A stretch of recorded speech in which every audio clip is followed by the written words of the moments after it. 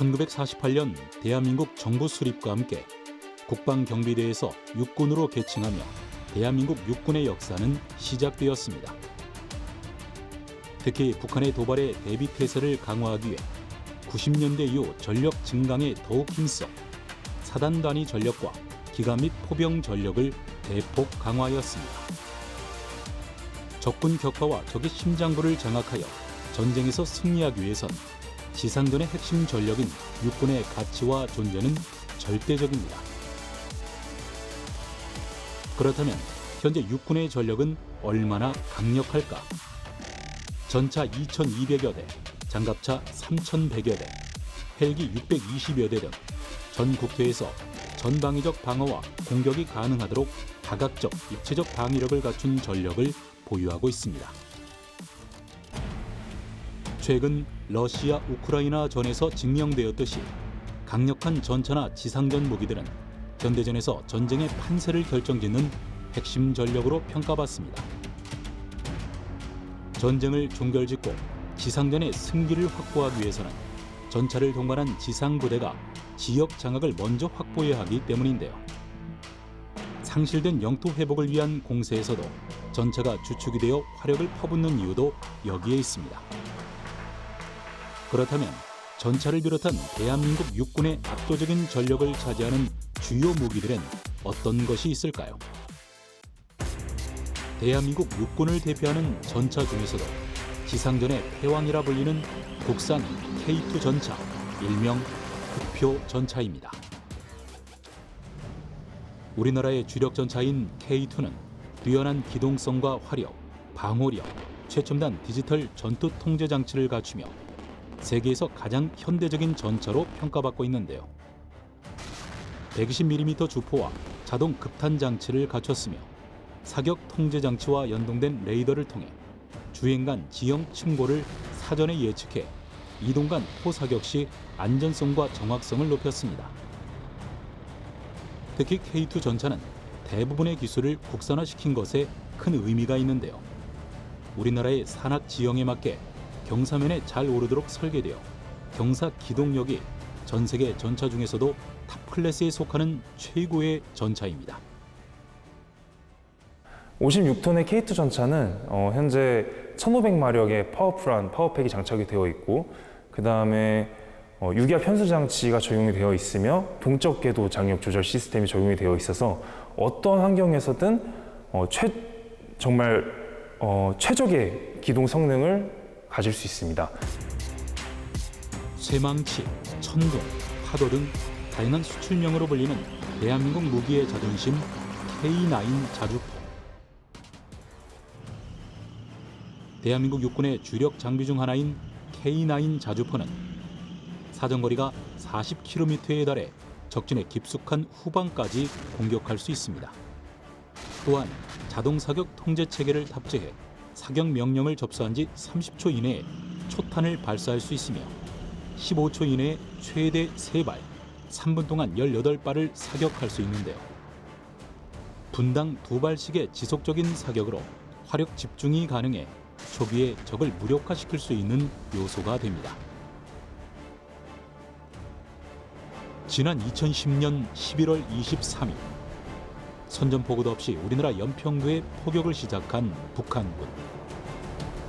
당시 북한군은 우리 군이 반격하지 못하도록 연평부대 K9 진지에 122mm 방사포탄을 쏟아부었습니다. 이에 K9 자주포 6문 중 2문이 북한군의 공격으로 이상을 일으켰고 1문은 불발탄 문제로 포문을 닫아둔 상태. 그런데 우리 군은 공격을 받자마자 나머지 K9 자주포 3문으로 즉각 반격에 나섰고 적의 공격을 받는 와중에도 1문의 수리를 마쳐 총 4문으로 북한군 주력에 있는 무도 진지를 초토화시켰습니다. 적들의 공격에 주의가 불바다가 된 상태에서도 우리 군과 K9 자주포는 불과 13분 만에 반격 태세를 갖추고 공격을 했는데 이는 K9 자주포의 우수성을 입증했습니다. 견인포다. 차량에 이렇게 운반하는 그런 포였다 하면은 이동해가지고 다 세팅하고 이렇게 하려면 초탄 발사하는데 적어도 한 30분 정도가 걸리는데 이 K9 자주포는 30초면은 바로 대응 발사를 할 수가 있기 때문에 파괴가 됐다든지 하면 바로 대응을 못 하는데 이 장갑으로 둘러싸여 있기 때문에 바로 대응하고 초탄 발사하는 것도 이게 다 자동화 사격 그 통제 시스템이 자동화돼 있어 가지고 바로 대응 사격을 할 수가 있었던 거예요. 로켓 강철비를 뿌리는 다연장 로켓 천무입니다. 천무는 차대에 로켓 발사대를 장착한 차륜형 다연장 로켓으로 장거리를 고속으로 자력 주행할 수 있어 전략적 기동을 높게 평가받습니다. 12발의 로켓이 탑재 가능하며 전술 탄도미사일은 400mm의 경우 4발, 600mm도 2발을 탑재할 수 있는데 80km 이상에 떨어진 거리에서 건물이나 정처한 차량을 정밀 타격할 수 있는 무기입니다. 그 외에도 지상을 지키는 차세대 육군 무기 체계들은 많습니다. 차륜형 장갑차 100호, 420마력의 강력한 엔진 출력을 바탕으로 전방 야지, 산악 지역에서의 신속한 전개와 수색 정찰 임무를 수행하고 있습니다. 120mm 자주박격포 비격, K200 계열 장갑차에 탑재해 포탄의 사거리와 위력을 획기적으로 증대시켰고 박격포 포신이 자동으로 사격 목표 지점을 향해 움직여 약 6.5km 떨어진 곳에 명중합니다. 차륜형 105mm 자주 곡사포 풍이, 105mm 곡사포를 차량 탑재형 자주포로 개조하여 180도 범위로 포신을 돌릴 수 있으며 사거리가 11km에 달하고 신속 정확한 방열이 가능합니다. 장애물 개척 전차 코뿔소, 지뢰 제거 쟁기, 굴삭 팔 등을 장착해 지뢰 및 낙석 등의 다양한 장애물을 개척할 수 있도록 한 기동 지원 전투 공병 차량입니다. 30mm 차륜형 대공포 천호,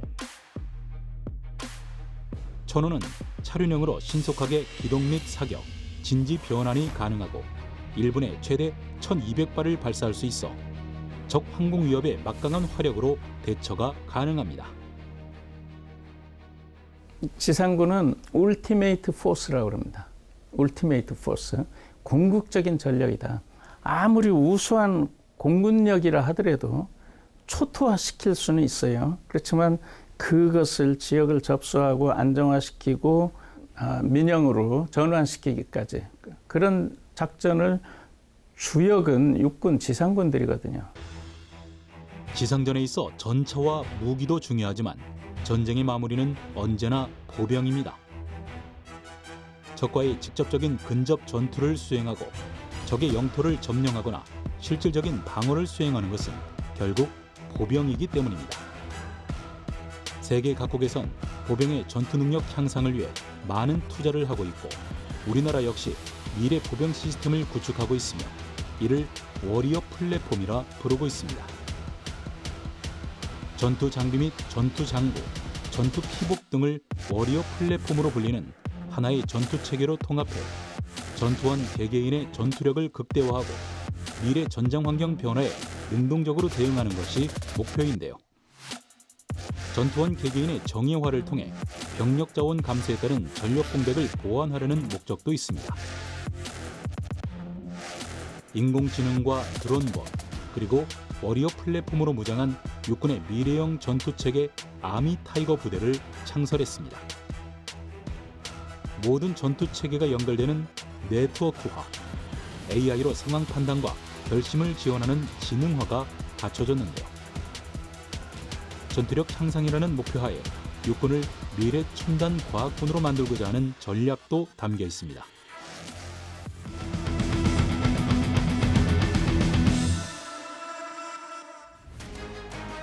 해군은 강력한 힘으로 적의 전쟁 도발을 억제하고 전쟁 발발 시 상륙군과 항공기 출격, 유도탄과 함포 등으로 지상에 군사력을 투입하도록 하여 대한민국 바다를 지키고 해상 호위를 담당하는 역할을 하고 있습니다. 현재 약 7만여 명의 병력을 주요 전력으로 잠수함정 10여 척, 전투함정 90여 척, 항공기 60여 대 등을 보유하며 북한의 해양 위협으로부터 대한민국을 보호하고 해양에서 국익을 수호하기 위해 국력을 증강시키고 있습니다. 삼면이 바다로 이루어진 우리 국토를 지키기 위해 대한민국 해군은 1990년대부터 해군의 현대화를 시작해왔습니다. 수상함, 잠수함, 상륙함, 해상 초계기 등을 더욱 강력하게 발전시키고 있는데요. 우리나라 최초의 이지스함인 세종대왕함을 비롯 대한민국 바다는 이순신의 후예들이 지키고 있습니다. 이지스는 제우스가 딸인 아테네에게 준 어떤 창도 막아낸다는 방패를 말합니다. 냉전시대에 소련의 가공할 미사일로부터 항모 전단을 보호할 수 있는 미방호용 순양함, 구축함 등을 이지스라고 부르며 유래됐는데요. 우리나라엔 세종대왕급 이지스함이 있습니다. 적의 항공기 및 미사일 요격이 가능한 수직 발사대에 장착되는 스탠다드 미사일은 분당 50여 발까지 발사가 가능해 여러 개의 목표물을 동시에 공격할 수 있는 시스템이 갖춰져 있습니다. 우리나라는 2007년 세계에서 5번째로 이지스함을 보유한 국가가 됐는데요. 우리나라 해군의 크기, 목적에 따라 세종대왕급, 충무공 이순신급, 광개토대왕급으로 나누고 있습니다. 지난 2022년 7월 28일 차세대 이지스 구축함인 정조대왕함이 진수됐습니다. 8,200톤급인 정조대왕함은 탄도미사일 요격용 수직 발사대 능력과 무장력, 스텔스 기능도 진일보했는데요. 특히 장거리 함대공 유도탄과 함대지 탄도 유도탄을 탑재하여 전략 표적에 대한 원거리 정밀 타격 능력뿐 아니라 탄도미사일에 대한 요격 능력도 향상됐습니다. 우리 기술로 독자 설계에 건조한 첫 번째 3,000톤급 잠수함 도산 안창호함도 자랑스러운 우리 해군의 전력입니다. 3,000톤급 도산 안창호함은 길이 83.5m, 폭 9.6m에 수중 최대 속력은 20노트 이상으로 어뢰, 유도탄 등 다양한 무장을 탑재하고 지상 핵심 표적 정밀 타격 능력을 보유해 유사시 전략적 타격 임무를 수행할 수 있습니다. 특히 국내 기술로 세계에서 8번째 3,000톤급 잠수함 시대를 열었다는 데 큰 의미가 있습니다. 해군을 대표하는 대형 수송함인 마라도함. 작전 배치된 마라도함은 14,500톤으로 길이 199.4m, 높이 31.4m, 최대 속력 시속 42km로 승조원 330명이 탑승하는데요. 자체 방어를 위해 방어 유도탄인 해궁을 장착하고 있습니다. 수직 발사된 해궁은 적의 유도탄은 물론 항공기와 적의 함정까지 파괴 가능합니다. 특히 사면 고정형 대공 레이더를 장착하여 탐지 오차를 줄이고 식별 능력을 강화했습니다.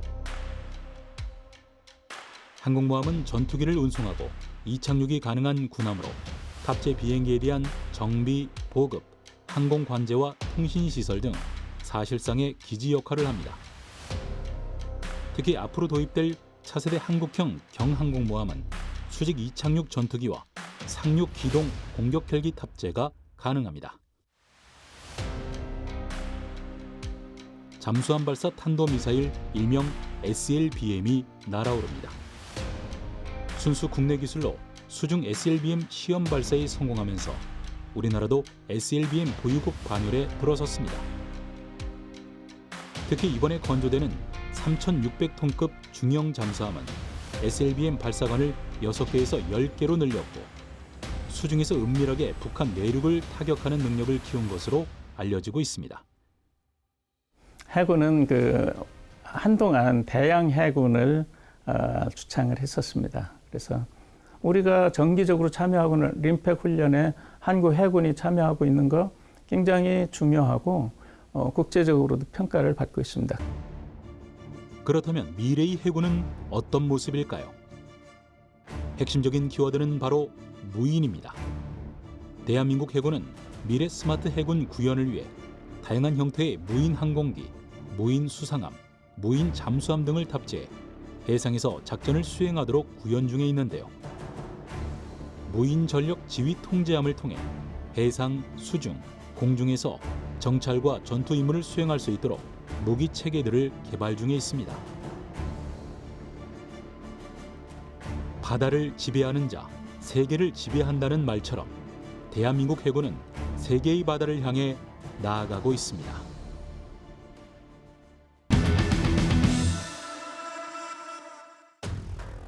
(1949년 10월 1일) 창설된 대한민국 공군은 한국 전쟁을 거치면서 1952년 첫 단독 전투 출격을 하며 공군의 비상은 시작됐습니다. 평시에는 한반도 영공을 수호하며 전시에는 적의 공중, 해상, 지상 전력을 격파하는 것을 주요 임무로 삼고 있습니다.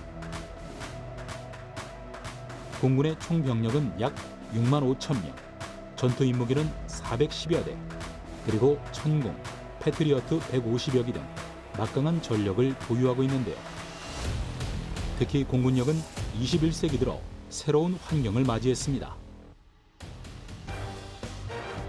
현대 전투에서 공중전은 전투 임무뿐만 아니라 적의 위치, 이동 패턴, 행동 등에 대한 정보를 파악하여 전투의 성패를 좌우할 수 있습니다.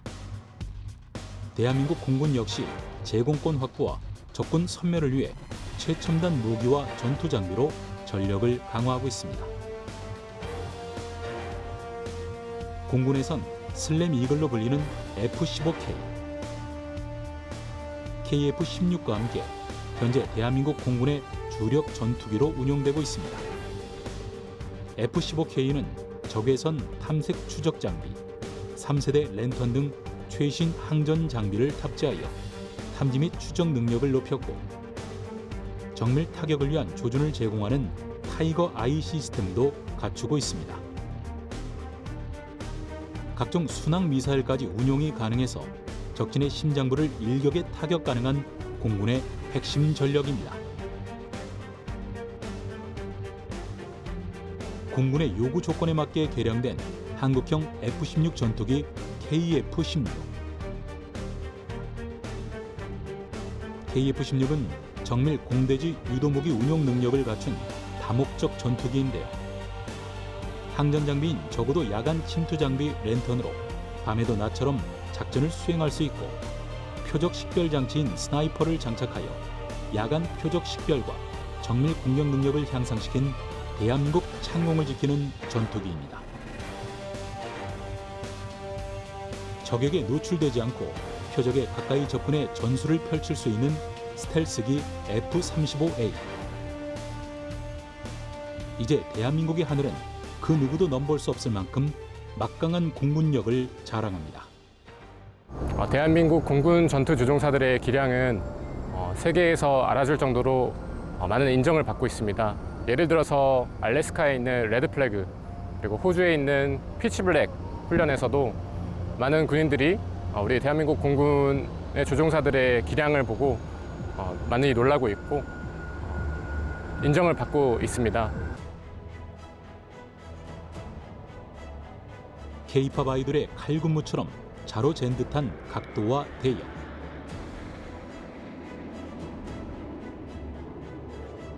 마치 고개를 펼치듯 아슬아슬하게 교차하다 어느새 촘촘한 거리를 유지한 채 하늘을 화려한 색으로 물들입니다.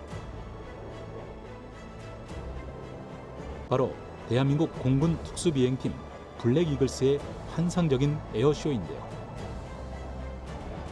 지난 2022년에만 지구 반바퀴 거리의 비행을 성공리에 완수했고, 호주와 말레이시아 에어쇼에서 최우수상을 받을 정도로 블랙 이글스의 에어쇼는 대한민국 공군의 자랑입니다.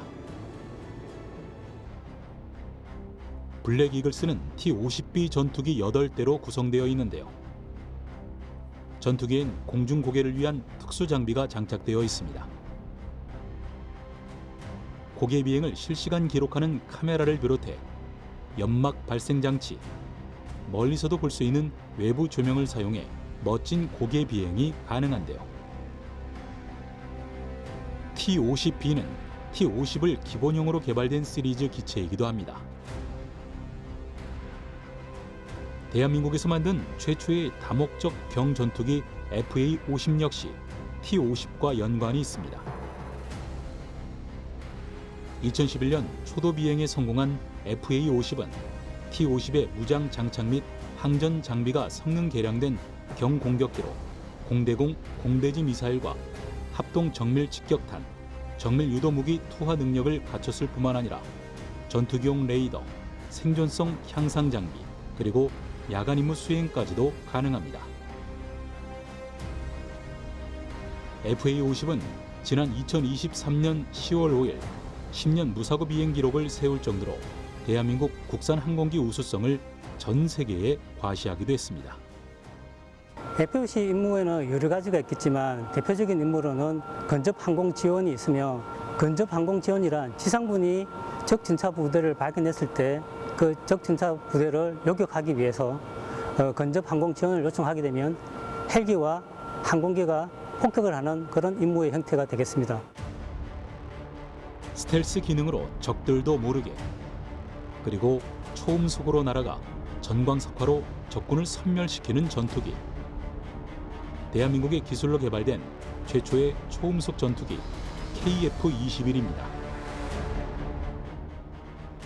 고성능 다목적 전투기 KF-21 보람에는 우리 손으로 첨단 기술을 개발하고 미래 전쟁을 이끌어간다는 목표로 국내 기술로 만들어진 전투기입니다. 특히 무장 및 연료 탱크 등을 밤 매립 및 부분적으로 숨긴 스텔스 기능을 탑재하여 적 레이더로부터 탐지를 피할 수 있습니다. 장착된 공대공 미사일은 음속의 4배가 넘는 속도로 200km 떨어져 있는 적 항공기를 격추할 수 있고, 공대지 무기는 최대 500여 km 떨어진 목표물을 족집게 타격할 수 있는 화력도 갖추었습니다. KF-21은 한국 항공산업 발전과 자주 국방력 강화의 또 하나의 자존심입니다. KF-21에는 또 하나 놀라운 기술이 숨겨져 있는데요. 바로 능동 위성 배열 레이더, 일명 A사 레이더입니다.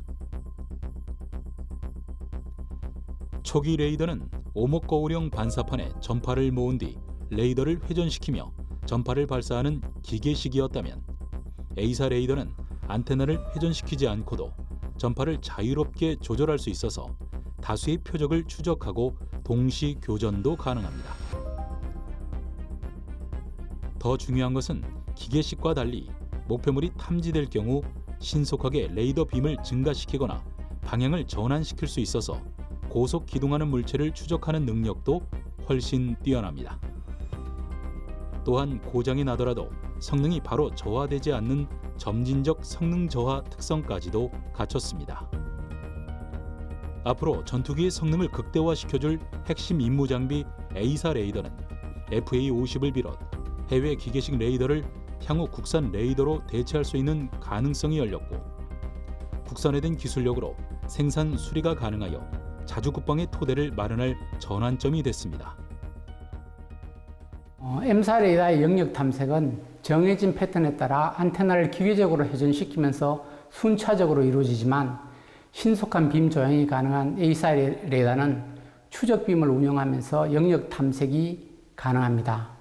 이는 두 형태의 레이더가 동일 성능의 하드웨어를 사용하더라도 빔을 다양하게 운용할 수 있는 A사 레이더가 우수한 성능을 얻을 수 있다는 것을 의미합니다. 즉 다수의 표적을 탐지하고 먼 거리를 볼 수 있기 때문에 먼저 타격할 수 있는 능력을 갖출 수 있습니다. 미래의 공중전은 첨단 무기와 스텔스 기술, 그리고 AI 기반의 유무인 복합 운용 기술이 하늘을 수놓을 것입니다.